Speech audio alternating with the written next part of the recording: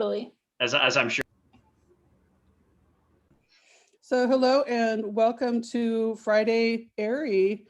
Our panel today is, the theme is education. And we have two presentations that are going to be in this panel. The first one is Graduate Archival Education Opportunities, Challenges, and Future Directions. And our three speakers for that presentation are Alex Poole from the iSchool at Drexel University, and then Zhang from Catholic University, in the Department of Library and Information Science, and then Ashley Todd-Diaz from Towson University. She is, I believe, Assistant University Librarian for Special Collections and University Archives. So that will be our first presentation. And our second presentation will be from Maggie Schreiner, who I believe you're at Brooklyn Historical Society, but you also teach for New York University. Is that correct, Maggie? I actually just left Brooklyn Historical Society to start a PhD, but yes, I teach at NYU. Oh, so you are at NYU. Sorry, the internet is leading me astray. I was trying to get everybody's affiliations. Okay, so immediately past employee of Brooklyn Historical Society, now a PhD student. And you're going to be talking about enacting solidarity in the archival classroom. Since there are only two presentations, it seems like it should be okay to have one and take some questions and then have the other one. Are our speakers okay with that? Okay, not hearing any problems with that. I will invite Alex, Jane, and Ashley to start. And I will mute myself while you're speaking. Well, good day, everybody. Again, I'm Alex Poole, and I'm with Drexel University. It's certainly a privilege to be with you today, and I would like certainly to thank James and his team for hosting AIRI. Similarly, I would like to thank Maggie and Jane and Ashley, and specifically Karen Gracie for her kindness in agreeing to moderate this session. So what I'd like to do first is to provide a bit of a bird's eye view on this current research project in which we are engaged. Subsequently, I will pass the baton, so to speak, to Jane and Ashley, and they will get down in the weeds a little bit to talk about our current empirical work, both quantitative and qualitative. As I mentioned, first, I'd like to speak about the project's background. Subsequently, we will delve into current curriculum and future directions, and this will rely on two data sets. First, content analysis, and second, faculty semi-structured interviews. The project that I'd like to speak with you about for a moment here is called Exploring New Frontiers in 21st Century Archival Education. It is an IMLS-funded grant, a Laura Bush 21 National Forum grant, more specifically, and it started in 2020, and then COVID threw us a bit of a curve, and so we have a no-cost extension, and it will conclude with a national forum in the summer of 2022. Now, why did we go to the Institute of Museum and Library Services for funding? Well, of course, previously they have supported archival education and training. Perhaps more important, they offer the opportunity to bring together diverse academics and practitioners, and we have been quite successful in doing so thus far. I'd like to say a word too about the Laura Bush 21st Century Librarian Program, specifically in the context of our own project, which is to say it is a national forum grant. It focuses on building capacity for master's level education, and it centers too on lifelong learning. And as I noted a moment ago, it is a one-year grant that has morphed into a two-year grant. I'd like to provide a couple of historical touchstones.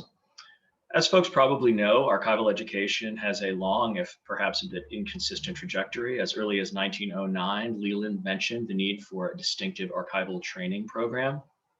We all, I suspect, are aware of the founding of NARA in 1934 and SAA in 1936. It merits note, however, that the first archival education program at Columbia was not established until 1938. Subsequent archival training and education remained, as I mentioned a moment ago, rather inconsistent. In fact, it was only in 1977 when the first guidelines were posited, and these were the familiar three-course sequence that we have seen come up over and over again. In 1982, the University of British Columbia launched the first separate Masters of Archival Studies degree. Later, the guidelines that SAA had originally promulgated in 1977 were revised several times, in fact.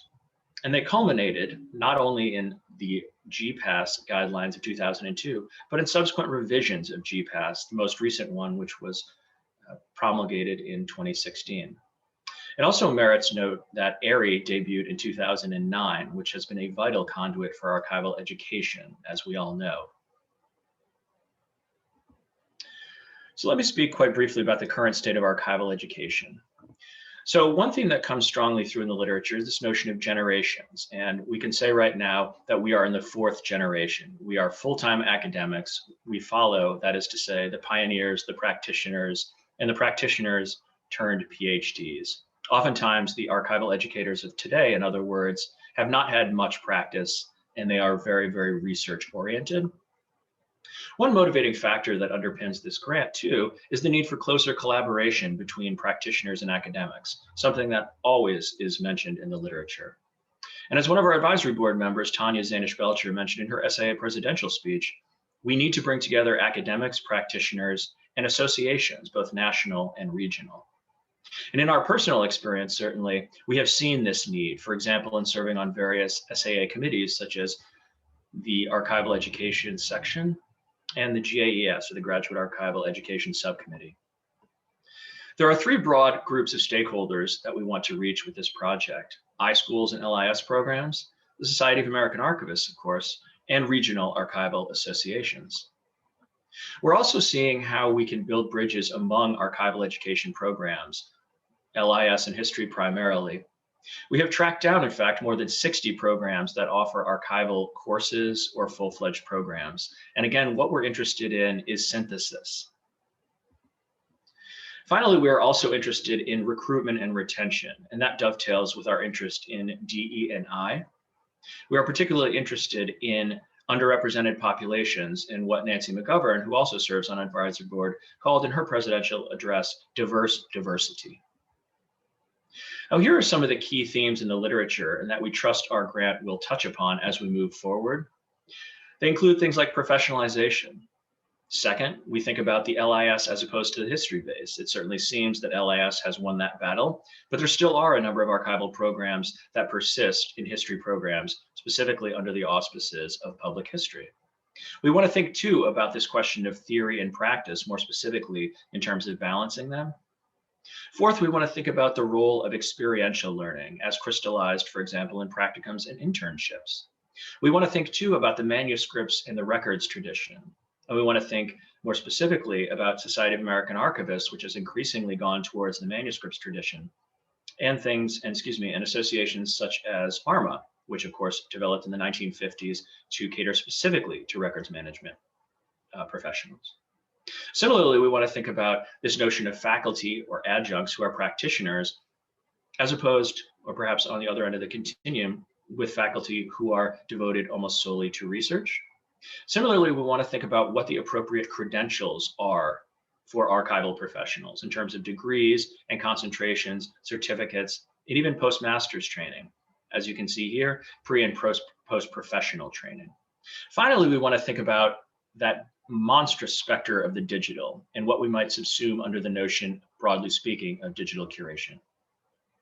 Now, we needn't belabor our advisor participants on this particular grant, but I would like to share with you simply their names and positions. And I want to underscore just how wonderfully diverse and supportive a group of advisors we were able to get. The deliverables of the grant include the following. First, and perhaps most obviously, we will be developing a website. Quite important, we will be developing exemplary archival modules. We think we will be able to do about 15, and they will include things like community archives, like digital curation, like digital forensics. I referred earlier to our culminating event, which will be a national forum, as you see here, and that will be an opportunity to discuss and to finalize these modules, which subsequently will be shared openly with all and sundry. And again, this speaks to our goal of promoting synthesis amongst these 60 some odd archival programs. We also, of course, will be producing peer-reviewed publications, conference presentations and papers, a final white paper, and we hope, in fact, that this will lead to further funded research collaborations. And indeed, we hope that ARI and SAA and other key stakeholders will be able to come together to further this very project. Now I'd like to turn it over to Jane Zhang, first of all, who will be discussing the content analysis of graduate archival curriculum with respect to GPAS. Thank you. Okay, thank you, Alan. I'd like to, okay, I will share.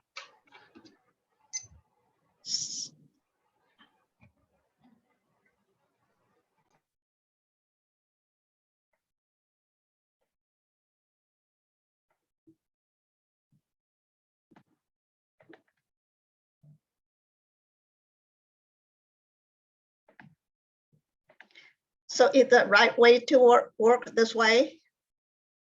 Can you see the slides? Okay, good.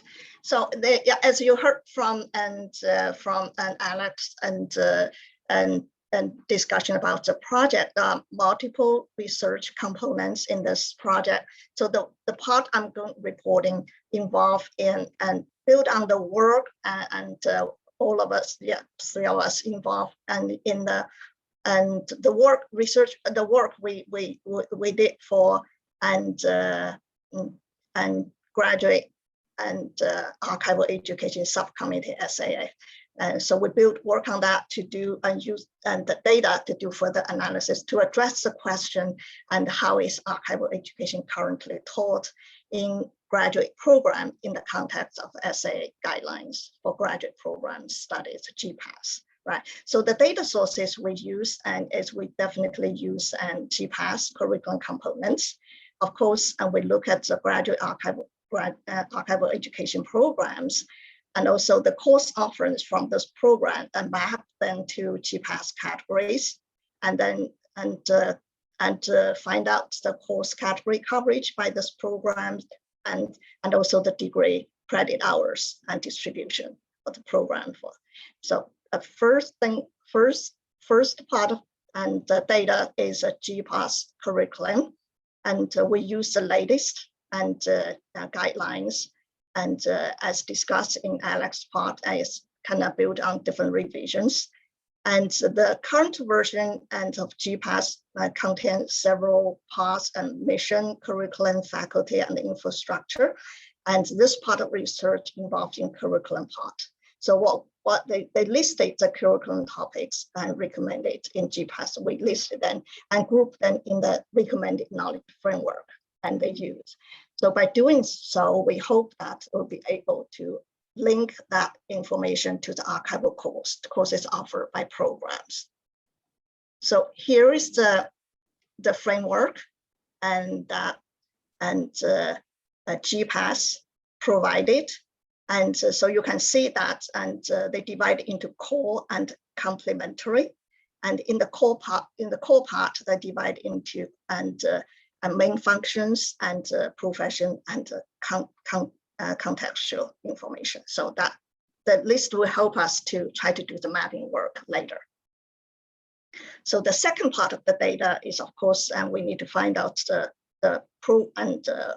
archival graduation programs. So we use an initial 55 program from SAA Directorate of Archival Education, and the subcommittee added and 20 more than 20 programs. So the 20 is kind of 65. So we identify the host department for each program and calculate the numbers and percentage of each group, right? And then the main takeaway is we notice the variety and the majority. You have 4 types, and the majority is mostly library information, science, and history. So it will be very challenging for graduate archival education to be delivered using archival curriculum, just one single and curriculum model. So here is the detailed data, and you can see that 4 types and LIS, history, MAS, and we have 1 liberal studies program. Of course, the majority of the program and is in library information science and history. So in terms of the institution type, and we noticed that 75% of the program actually is LA accredited, of course, divided by iSchool and non-iSchool. And there are some, about 25 programs and not related to LA, so mostly history programs. So that's the program data we used. So once we have that, we move on to look for that information about current and course title topics and how they are related to the curriculum guidelines. So again, we examine closely and group the course titles by topics and to identify that groupings. And so they map the course topical groups to the GPAS and knowledge framework. And that way we can compare the GPAS curriculum components with existing course offerings. And the templates actually can be used as a checklist and relating to GPAS curriculum alignment. So here's the result of the analysis. You can see that the course categories we identified aligned well with the GPAS curriculum framework. So we have A, B, C. A is foundation courses, mostly goes to material and functions in GPAS. And B is advanced with categories and mostly go to the profession and contextual part of the information. Then contemporary part and mostly our C category is allied profession courses. And you can see that. So this is the third part of data set we use and to do. Now the next, once we have that template, and so what we did, we go back to each program to look for the individual program course titles, then map them to the category we just displayed, then calculate the numbers. I can calculate the coverage percentage to say how many programs offer and which categories, right? And so the main takeaway from this analysis, we noticed that most programs actually cover one or two course categories. In each, we call it categorical area, ABC. So in A area, so introduction to archives, and most programs cover that. Preservation is also a popular course category. And the B category, that of course, practicum and internship, almost all the programs have that type. And then the other popular course category is digital archive, electronic records. And C category, and because of the nature of the program, we just saw it from the table. So we definitely have the LIS or history core courses and listed very popularly. And the cultural heritage course is also another one. So here's the data that help us to draw that conclusion. You can see that from the A category, and 97% of the program offer introduction course, and preservation also very high. And the B category and practical internship include field work capstone, which can expand it. So that can expand its scope as well. 100%, almost all programs offer either this or that. And electronic records, digital archives also quite popular.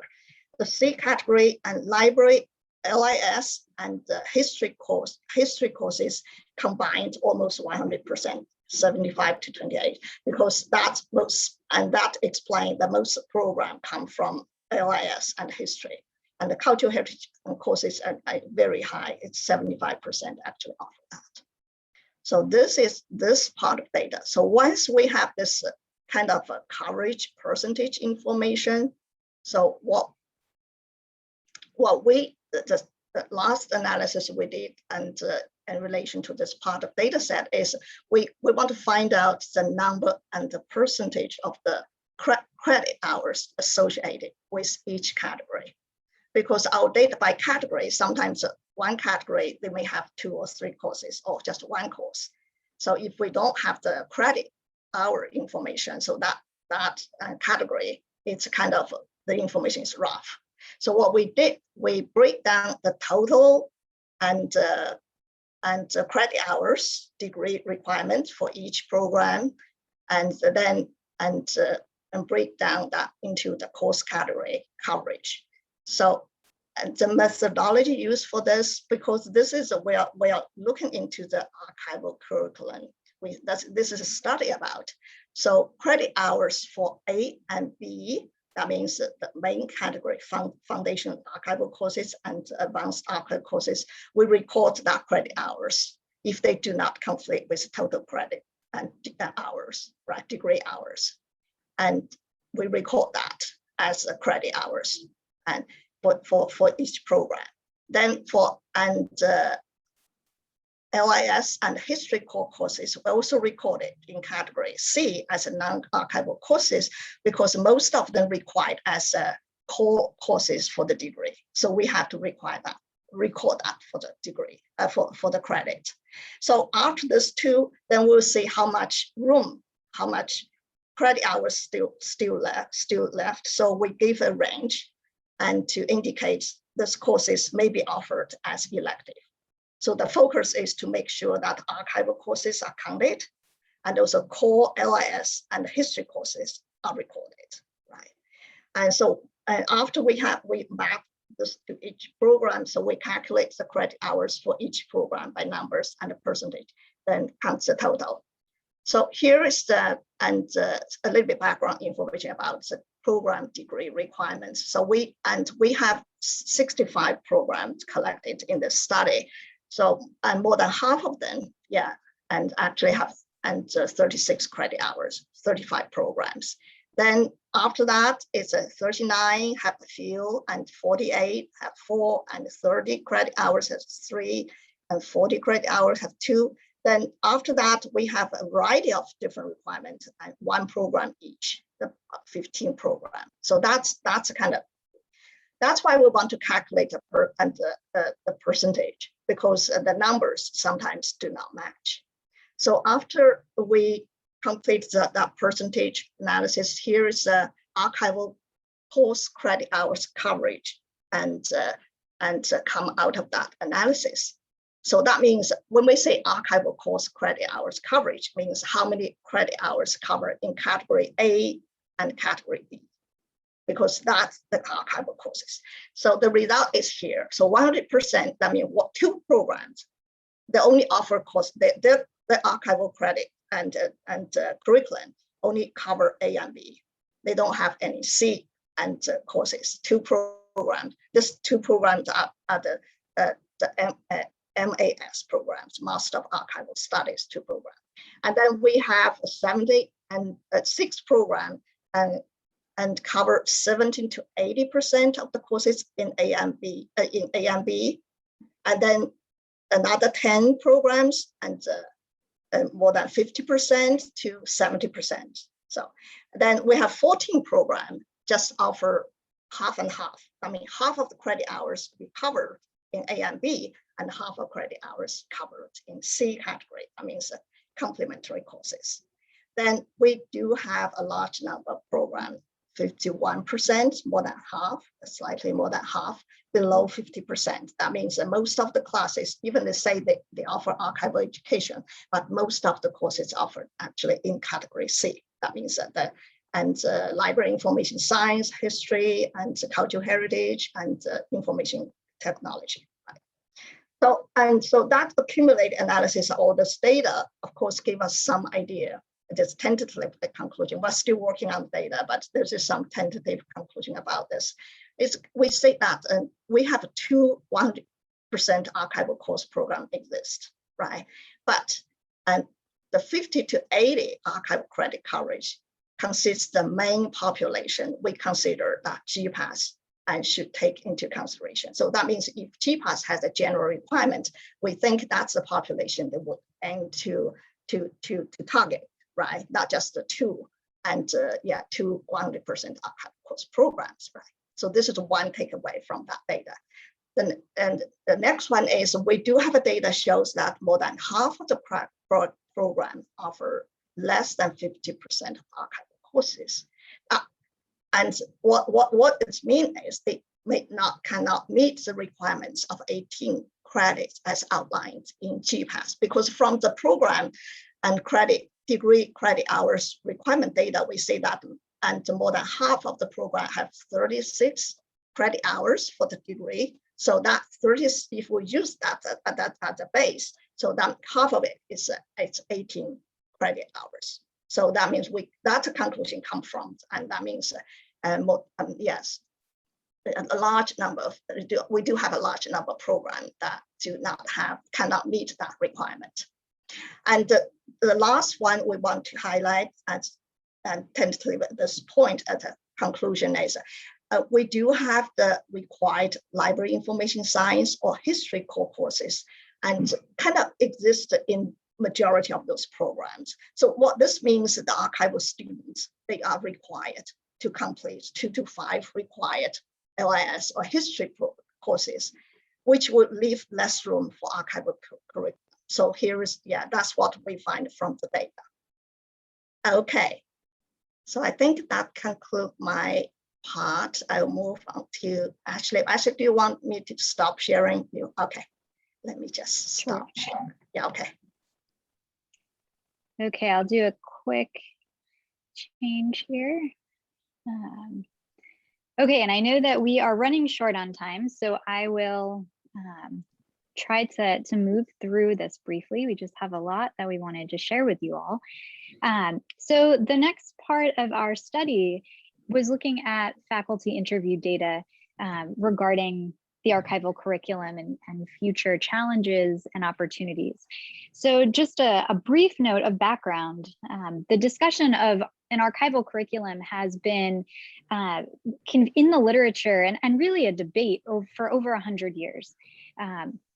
That the idea of having influence from a variety of disciplines, the idea of what to cover, what is core knowledge, it has led to rich discussion, but no agreement necessarily. So coming out of that, our research questions that drove this part of the study was, what do we see as the exigent challenges for facing archival education and archival educators moving forward? And are there any changes that we see to the curriculum within the next 10 years? So this was a qualitative exploratory case study. It focused on semi-structured interviews with 33 archival educators that happened within the last 7 or 8 months. And we followed a purposive sampling model. So looking at the Directory of Archival Education and the 46 programs that are included in there, minus Alex and Jane's programs, so 44 in total. We talked with the archival contacts for those programs. And so out of 44, we were able to contact 33. So that's a pretty good 75% response rate. And then our coding progressed from initial and open to focused and axial. And we used a grounded iterative analysis method. But so the primary themes focused on curriculum were, a lot of educators, so 12 educators noticed that content coverage was a primary concern, right? There's more and more coming into the field. There's more that educators would like to pass along to students. And there's just a limited amount of courses, a limited amount of resources, and understanding what students are going to sign up for, because there are those thresholds for enrollment in courses, and limited amount of faculty, limited amount of course hours in a program, as Jane just mentioned. So making sure that the important pieces are covered was a primary concern. Online teaching also rose to the top as a concern. So there were some faculty who really grappled with how to convey more hands-on and practical learning experiences in an online model. Many faculty just kind of accepted that this is where we were going, the decision had been made, and perhaps we could find the best way to move forward with that. Interestingly, 6 faculty found that change, they talked about change.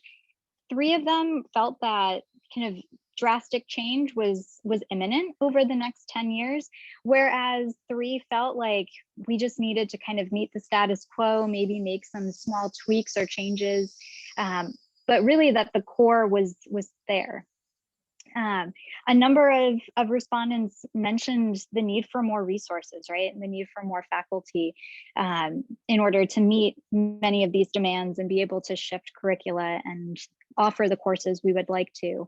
And one respondent just grappled with, determining what foundational knowledge was and how to then convey that.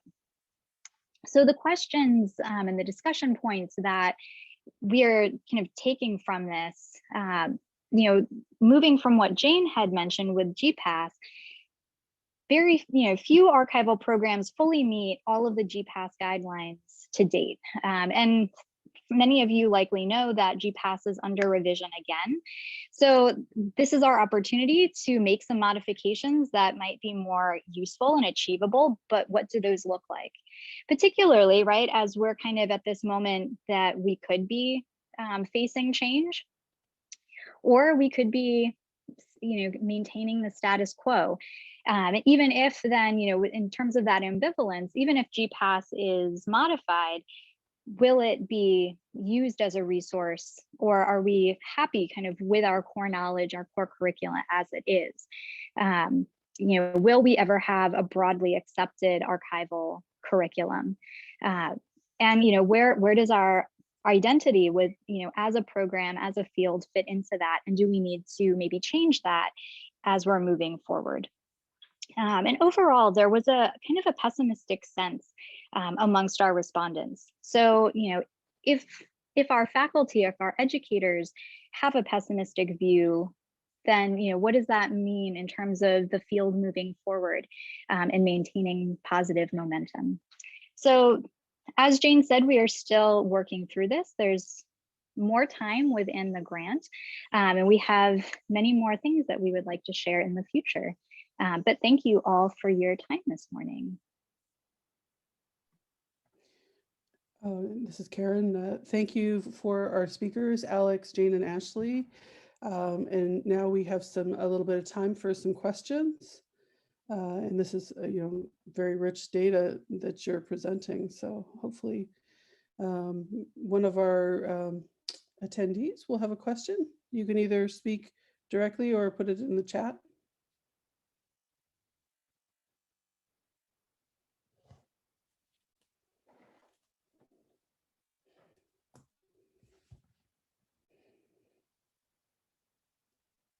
Oh, everybody's shy this morning.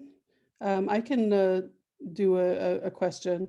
So looking at GPAS, I was curious about how did they arrive at, and you may not know the history of this, like this 18 credit model versus saying you should take a course in appraisal, you should take a course in preservation, you should take a course in arrangement and description. How did they arrive at this 18 credits, which seems like a pretty high bar for people to get over?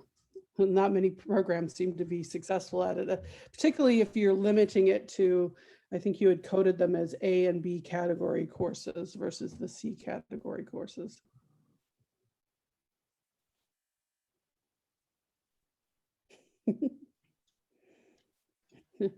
You want to address from the historical perspective of how? Well, but also, is that a reasonable goal? Is that something that is, okay, they're not meeting it? Yeah, that's part of the something in our recommendation we need. So we consider, and it's a little bit, you see the data shows, and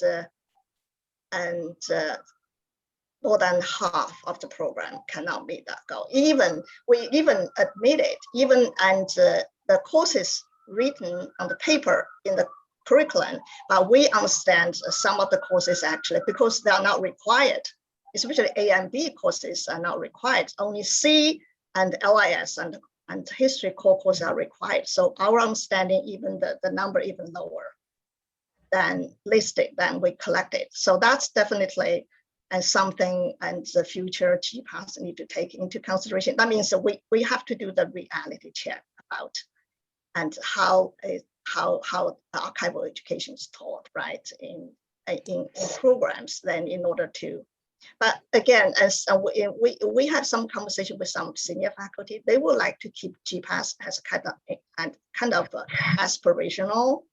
Instead of, yeah, so that's kind of two schools of thoughts about this. But again, our data is the purpose, the design of the data is just to as I explained, the data actually collected and both and actually we three worked and involved in the work of the GAAAV, right? So that the design of the collecting the data doing this analysis is just try to see the reality. So I agree. I hope that the data will, once published, we're working on the paper, so it will kind of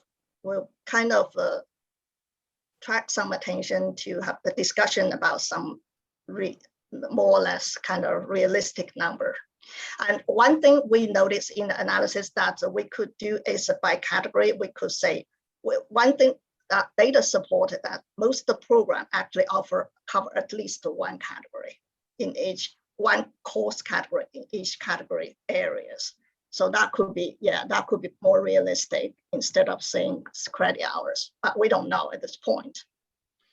I might make one further comment, which is to say that there is something of a danger in GPAS, in my opinion, because you might have what is commonly called the Matthew effect. In other words, there are a few heavily resourced programs that are able perhaps to offer all of the courses they might want, but the vast majority of programs are not able to do that. Historically speaking, moreover, the folks who have weighed in on GPAS tend to be those folks at the well-resourced institutions. So you have a combination of folks who are at the well-resourced institutions and practitioners who make stringent exhortations about what should be taught in programs without necessarily having a grasp of the resource constraints that said programs face. Now, the representation on the committee, do you feel like the committee right now that's reviewing GPAS is, more diverse? It's not just the heavy hitters? So I'm currently on that committee. I'm taking over as chair when we switch. And I would say, so Ed Benoit was chair last year. And then there's representation from a variety of adjuncts at universities, I would say, that aren't heavy hitters, as well as some larger ones. So I think that hopefully there's more representation, although I think this particular revision has gotten into the logistics of course credit numbers as such. It's been more looking at the overall structure. So what do we think is core knowledge? What do we think is supporting knowledge or complementary knowledge? Which I guess, I mean, when we open it up for comments and feedback, I think some of these points are really going to be helpful, because I think it is important to be reminded of some of these abilities to achieve whatever's in GPAS. Well, and things that may be considered complementary now may be considered essential, in the next 5 to 10 years. Working with a group on computational thinking in archival studies, and as archivists deal more and more with big data sets, it's like perhaps that's going to become more essential and not just complementary. Well, I hate to cut off. This is a really interesting discussion, but I want to make sure that Maggie has enough time to present her work. Are people okay if we pivot over to Maggie's presentation? Okay, all right, Maggie, you're up. All right, share my screen.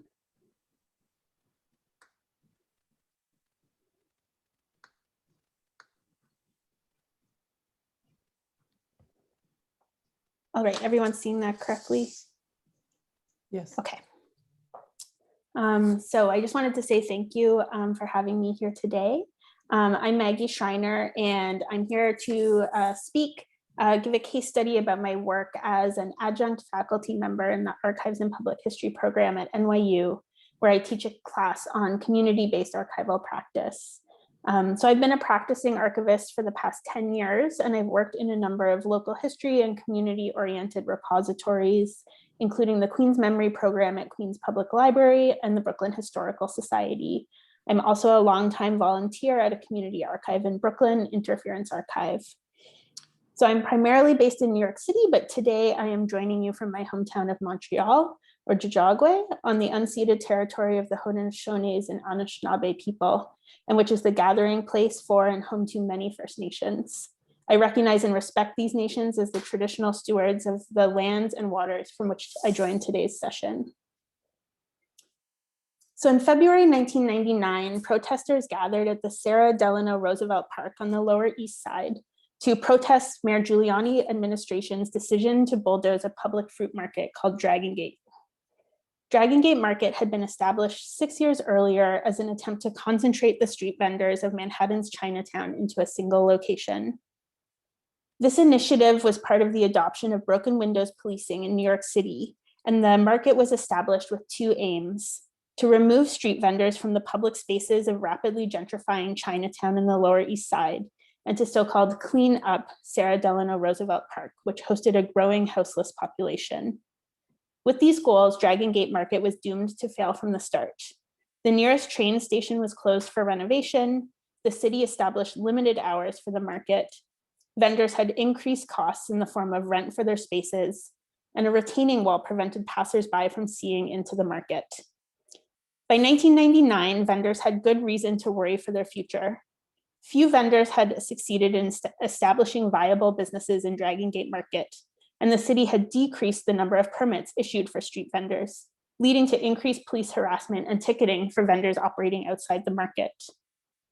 Furthermore, days before the protest depicted in this image, police murdered immigrant street vendor Amadou Diallo as he returned home from a meal. Street vendors and their allies protested the closure of Dragon Gate Market, although ultimately the market, structures, and businesses that vendors had invested in were destroyed. Over the following decades, street vendors continued to advocate for increased permits and decreased police harassment. In this work, they were supported by CAAAV Organizing Asian Communities, a local group working to build grassroots community power across diverse, poor, and working class Asian immigrant and refugee communities in New York City. So this story is one of many that were highlighted by students this past semester in my course at NYU on community-based archival practice, which I taught in collaboration with CAAAV. This presentation will outline our collaboration with a focus on teaching archives and public history from an anti-racist perspective, while simultaneously enacting the liberatory potential of archives through direct support of an anti-racist organizing in NYC. So through this course, I hope to build the skills of my students as critical, empathetic, and effective archivists and public historians, but also to build their skills as community organizers and political actors in their own right. So first, I want to start with a little context about the course and the program. So this course is taught within the NYU Archives and Public History Master's Program. So as we saw in the previous presentation, unlike many archival studies programs currently, the NYU APH program is located within the history department at NYU, not within an iSchool, and students earn an MA degree. Students can concentrate in either archives or public history, but can take electives across disciplines. So the course I'm discussing today is cross-listed for both concentrations and attempts to build archival and public history skills and create connections between the two disciplines. So this is a comfortable fit. And to quote the article cited on my slide, quote, much of community archives work is public history work, and community archives are created to document and interpret the past for community members in the present. So the work of my students and myself over the course of the semester connects strongly with the public activism tradition within the public history field, as well as the growing activist archiving thread of contemporary archival scholarship and practice. So the goals of my course are to explore major themes in community-based archiving with a specific focus on the roles of library and information science professionals in supporting this work, to investigate the construction of community and identity-based memory and the role of the archival record in this process, to critically examine roles of race, power, and privilege in traditional and community-based settings, and to gain hands-on experience using LAS skills to support organizing for racial and economic justice. Broadly, the course is theoretically grounded through readings, course discussions, and exercises. Theory is put into practice through a course partnership where all students work collaboratively with a single community organization. And this collaboration is inclusive of both in-class activities as well as assignments throughout the semester. So a little more about CAAAV, our partner organization. CAAAV was initially founded in 1986 as Communities Against Anti-Asian Violence. It was founded by Asian working class women who were concerned about a spike in hate violence against Asian communities in New York City. Since its founding, CAAAV has examined and responded to the root causes of hate crimes, institutional racism in the United States. CAAAV has worked to support all poor and working class people of color through a long-standing focus on coalitional work. CAAAV has now over 35 years of leadership in struggles around issues of police brutality and militarization, workers' rights, housing, gentrification and displacement, access to social services, and electoral power.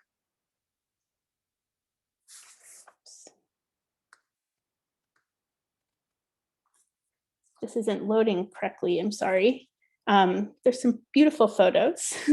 CAAAV's work is documented in their organizational archives, which are located in situ in their Manhattan Chinatown offices. Organizational records include issues of the newsletter The Voice, which was published between 1988 and 2008, photographs, AV recordings, and oral histories. CAAAV also holds records including meeting minutes, flyers, educational curricula, and campaign documents. However, CAAAV identified the formats previously mentioned as their archival priority. The photographs and video recordings document many aspects of CAAAV's work over the 1980s and 1990s, including substantial material documenting campaigns about police brutality and quality of life policing, street vendors and the Dragon Gate Market, and media representation of Asian communities. CAAAV's archives can be understood within a larger ecosystem of Asian American community archives that have formed in response to the exclusion of Asian American histories and narratives from the mainstream. The book chapter Archives Reimagined Elsewhere and Through the Archival Looking Glass, which focuses on Asian American community-based archival organizations, points to the potential of CAAAV's pan-Asian organizing and the resulting archival materials as a tool to facilitate collective storytelling for diasporic communities and to create new imaginaries for the future. However, unlike many organizations and archives that may fit more neatly within a narrow definition of community archives, collecting, maintaining, and activating these records is not the central focus of CAAAV's work. As such, our collaboration needed to prioritize CAAAV's ongoing campaigns and explicitly address how the history of CAAAV can support present-day organizational priorities. So to situate myself within this partnership, when CAAAV initiated their archives project in 2014, I served as a consultant to help them determine their priorities and needs. I've also been a CAAAV volunteer supporting their work after Hurricane Sandy, and I've organized in coalitional solidarity with CAAAV over the past decade through my own primary commitments as a community organizer. So our partnership comes out of my existing knowledge of and relationship to CAAAV and their archives project. As an educator, I have a number of pedagogical goals for our course collaboration. First is a belief that theory is best learned in all its depth and complexity in practice. I aim to support my students in learning and creating tools to be critical and thoughtful archivists and public historians, but also to build their power and analysis as political actors in their own right. I support my students to navigate the messiness of collaborative work and to build skills for navigating and co-creating within complex relationships. And in planning to teach the spring 2021 semester, I wanted to create a partnership that could succeed in a remote learning environment and that would allow students to proactively engage with and contextualize the COVID-19 pandemic and rise in anti-Asian violence. Finally, I also bring to the collaboration a goal of diverting some of NYU's substantial resources towards direct grassroots organizing for racial and economic justice. So the components of the partnership, CAAAV's archives team had already done substantial work over the past 5 years that my course framework built on. So volunteers had digitized and made accessible online the full run of their newsletter, The Voice. They had scanned thousands of photographs and digitized dozens of AV recordings, which were stored in a shared Google Drive folder with limited access. And they had tentatively identified Omeka as a potential digital platform. A major piece that remained was making sense of the large quantity of digitized material, including cataloging, making accessible, and interpreting.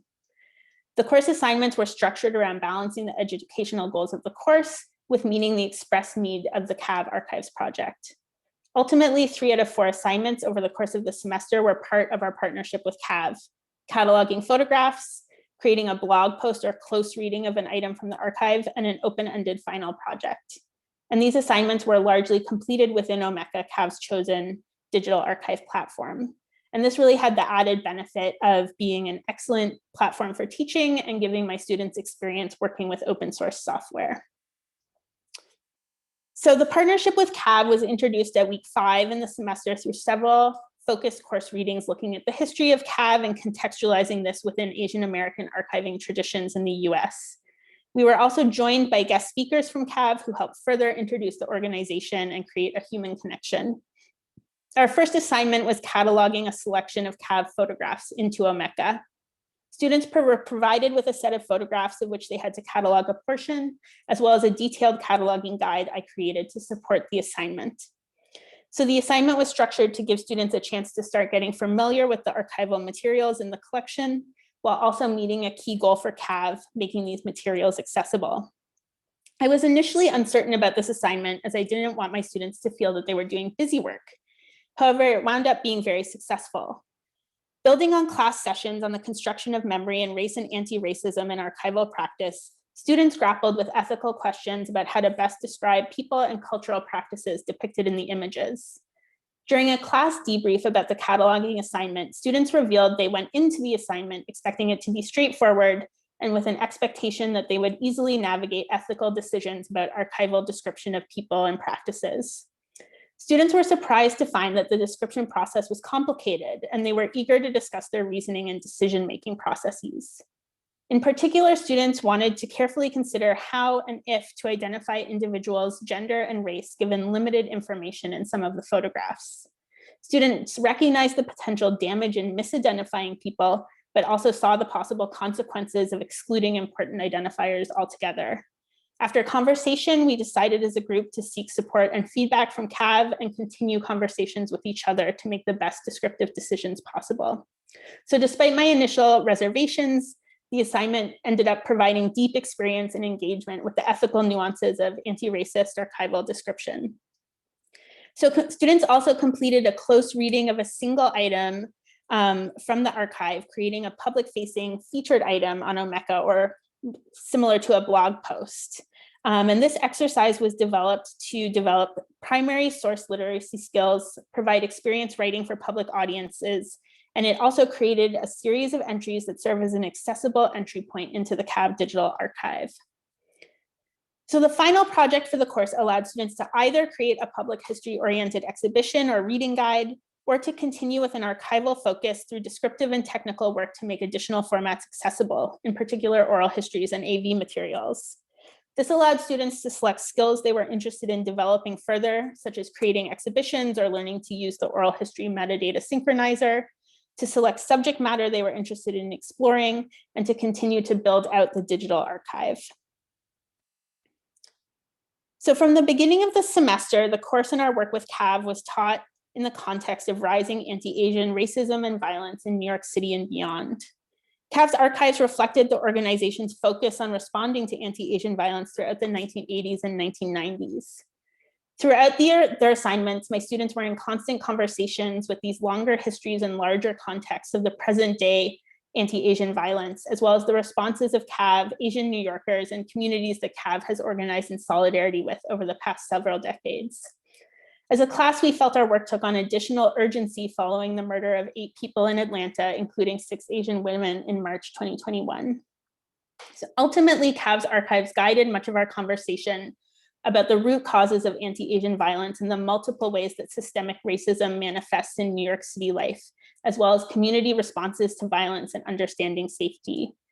We learned about police violence against Asian communities, including the story of Zhang Huang, a teenager who was murdered by the police in 1995 in a southern Brooklyn community of Sheepshead Bay.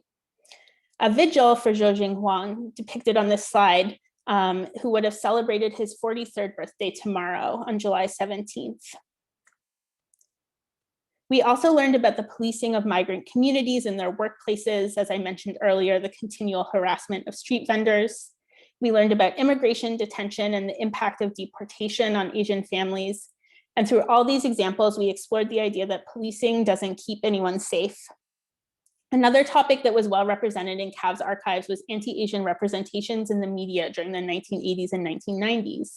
And in particular, CAAAV's work in 1993 opposing the racist film Rising Sun. Through all these topics, we saw the connections that Michelle Caswell has described throughout her work between symbolic annihilation in the archives and media, and the literal annihilation of individuals and communities through state and structural violence.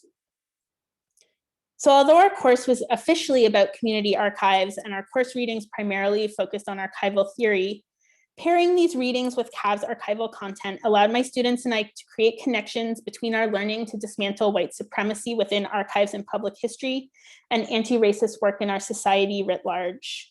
Structured by our course readings, exercises, and conversations, we developed language and practices for centering anti-racism within a continuum of archival activities, including acquisition, description, and access, and in our relationship building with members of our own communities and other communities. Structured by CAAAV's organizational history as represented in their archival materials and our course engagement with these materials, we learned about anti-racist organizing in New York City in the 1980s and 1990s. This provided a strong experiential learning environment to develop a critical understanding of policing and violence, as well as a broader understanding of the political conversations and priorities for Asian and people of color communities in New York City over the last 40 years. So for students who were new to New York, this provided essential context for understanding the city and building relationships in the city as archivists and public historians, but also as individuals and members of communities beyond their professional identities and responsibilities. For long-term New Yorkers, working with CAAAV's archives allowed students to build stronger understanding of the city through the lens of an Asian American organization. Several students from New York used their final project to explore elements of CAAAV's work that intersected with their own experiences or their own communities and neighborhoods. For instance, an exhibition exploring the history of street vendors, immigration, and discriminatory policing in Manhattan's Chinatown was created by a student who grew up in the neighborhood. So what are the outcomes of this collaboration? Student outcomes include experience cataloging and navigating descriptive decisions, primary source literacy, writing for public audiences, troubleshooting Omeka and working with an open source system, a theoretical and embodied understanding of the participatory record keeping model, a lived example of collaborative community-based liberatory work, which spanned from archival record keeping practices to activating these records using public history skill sets, an abolitionist framework for understanding violence and community responses, and mutual aid literacies, including balancing their own interests as memory workers with the needs of an organization. For CAAAV, the primary outcome is the CAAAV Digital Archive, which we're in the process of migrating from a temporary NYU server to the official CAAAV site. I'll share the interim link in the chat, but I'll just note that it's not ready for public sharing. As you will see, we're still finalizing much of the text. So the site includes over 500 cataloged items, including photographs, videos, and oral histories, in-depth featured items or blog posts, 4 exhibitions, 2 research guide, and an accompanying mapping project on HistoryPin. So this resource will be used by CAAAV to orient new members, to facilitate research requests from academics and journalists, and for fundraising and advocacy. Will also serve as a resource to the wider community to learn about CAAAV and Asian American grassroots organizing in New York City. So through bringing together an anti-racist pedagogy focused on archival and public history disciplines and explicitly using these skills to support anti-racist organizing in our wider communities, I aim to support my students to move their practice as new archives and public history professionals into a place of solidarity. As the archival study field increasingly recognizes, archives have the power to interrupt oppression and, in the words of Michelle Caswell, be active tools for co-liberation. So to conclude, I just want to turn to the words of Vern Harris, who says, "Memory itself has developed as a field of expert knowledge and is often appropriated by its own emerging cohort of experts. They tend to decide on behalf of non-experts. Paternalism. Non-experts typically challenge this power only through direct action in which they insist on their memories being constructed in the modes and forms they desire. So although I am in a literal sense teaching an emerging cohort of experts, much of what our course partnership with CAAAV centers is the process of learning to not be paternalistic, to be an expert without being a leader, to listen deeply and with empathy, and to balance needs within complex relationships, and to practice solidarity through using archives and public history practices as tools on the path to justice and liberation." And lastly, I just want to acknowledge the many scholars and writers who have informed this presentation beyond those I directly quoted. So I know well, I guess everyone's near their computer, so maybe the font size isn't small, but I'm also happy to share directly. So thank you. Thank you, Maggie, for a really interesting presentation. I think it was a very eye-opening way of teaching for many of us who are educators attending today.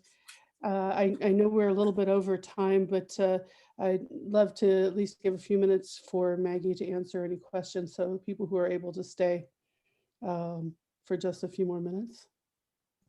Yeah, I do have a quick question, Maggie. And when you design the course based on the particular project, and when the course repeated, do you have to find another and collaborative organization, another new project as a part of the course? So I have worked with a different organization every time I've taught, which I guess I realized partway through this most recent semester was an extremely labor-intensive way of approaching it. But I actually have found, I mean, this year, because of the remote learning, it was a bigger sort of change to make sure everything like would make sense in a remote environment. But previously, like the course doesn't actually change that much. Like I might tweak a single. So I think the only assignment that was new to this iteration of the class was the cataloging assignment, which was just like a very specific request of the organization. So it's not completely reinventing the wheel, but it is reinventing to some extent the relationship building. Thank you. Yeah.